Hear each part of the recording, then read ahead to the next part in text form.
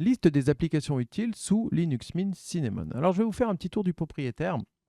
Alors, dès le départ, hein, je vous dis, soyez curieux, n'hésitez pas à aller de vous-même un petit peu explorer, parce que c'est ça aussi, vous allez peut-être trouver des choses qui vous conviennent un peu mieux. Là, on va vous montrer vraiment des choses qui peuvent être utiles dans le quotidien. Donc pour cela, vous cliquez sur le menu Linux Mint en bas à gauche, et vous faites pour cela justement un clic gauche avec la souris, et on va regarder un petit peu tout ce qui est dans ces catégories qui est à droite. Dans accessoires, deux choses qui pourront vous être utiles dès le départ, c'est la calculatrice qui est ici et la capture d'écran. Donc deux choses qui sont plutôt intéressantes. Donc n'hésitez pas à aller voir si vous avez besoin de l'un ou de ces deux outils. En bureautique, dès le départ également, vous allez avoir LibreOffice qui est installé. LibreOffice, c'est l'équivalent de Word, d'Excel, de PowerPoint, qui sont avec l'équivalent de Writer pour Word en bleu. Hein. Vous avez Excel en vert, c'est le même code couleur.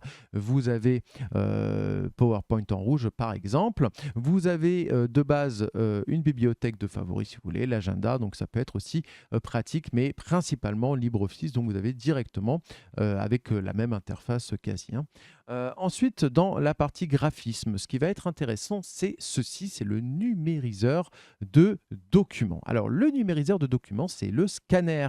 Donc, du moment que vous allez brancher et configurer votre imprimante, c'est ici que vous allez le retrouver et donc très pratique. Donc, n'hésitez pas puisque c'est une fonction qui est directement inclue dessus. Dans la partie Internet, deux choses qui pourront peut-être vous être intéressantes. Enfin, une, c'est sûr, c'est le navigateur qui est intégré de base, c'est Firefox. On retrouve ici, qu'on va retrouver également dès le départ en bas à gauche hein, sur le menu, hein, sur la barre des tâches directement. Hop, j'y reviens. Donc, vous avez ici le navigateur déjà intégré pour avoir accès à Internet et vous avez Thunderbird qui est au-dessus, qui est aussi fait par Firefox, par Mozilla, la boîte hein, qui fait ça, qui est l'équivalent de Outlook. Voilà, pour avoir une version, si vous avez l'habitude de Outlook, vous pouvez également configurer vos messageries par ici. Dans son et vidéo, vous avez quelques lecteurs de base. Alors, vous n'avez pas VLC, moi je l'ai rajouté, mais vous avez déjà des lecteurs de base qui peuvent être intéressants si vous avez besoin de lire des vidéos. Ce qui va nous être encore plus intéressant, c'est dans la partie préférences qu'on va voir, puisqu'il y a pas mal de choses qui vont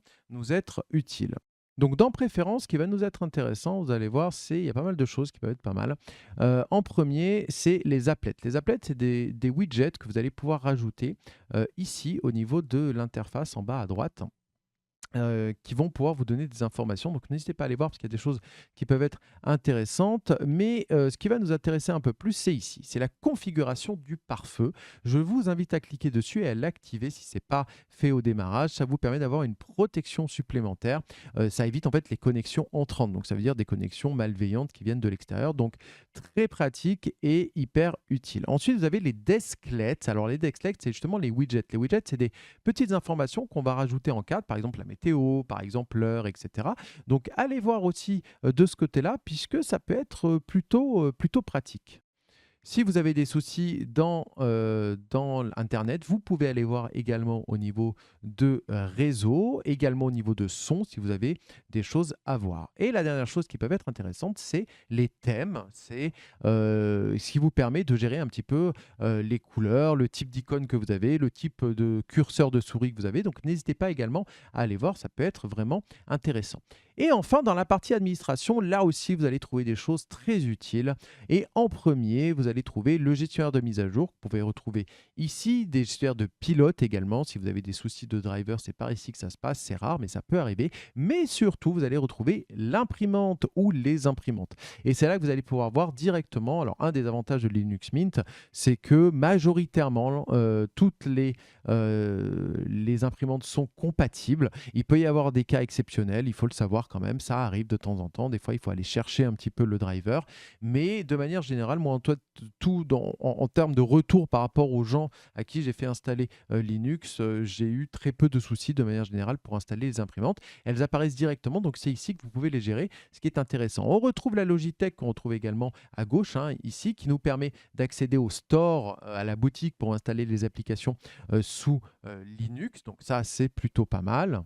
Et en dernier, ce qui va être intéressant également, c'est le time shift. Le time shift, je vous invite à aller voir et à vous plonger un petit peu dedans.